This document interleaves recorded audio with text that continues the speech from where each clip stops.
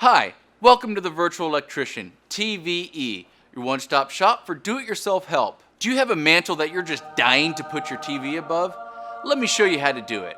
If you don't have an attic access or unfinished basement that you can fish the wire down from, then you have to tap off the next closest outlet. Usually, there will be an outlet on either side of the mantle. First, you want to cut your hole above your mantle to see what's back there. Most times, it will be open like this cube with a metal vent you may have to fish the wires around.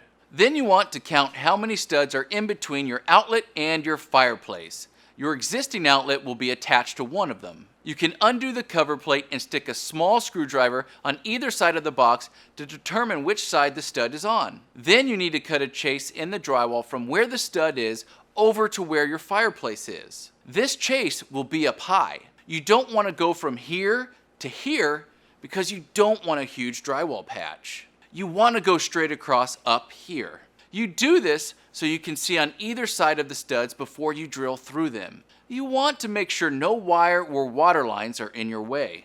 Now drill your holes. Try to stay in the center of the stud so you don't hit the wires when screwing the drywall back on. Now you can turn off your breaker. Fish your wire up from the existing outlet to your drywall chase. Then you can fish your wire through the studs to the fireplace. Insert your cut-in box. Install your outlet. Pigtail the ground, neutral, and hot wire to the existing outlet.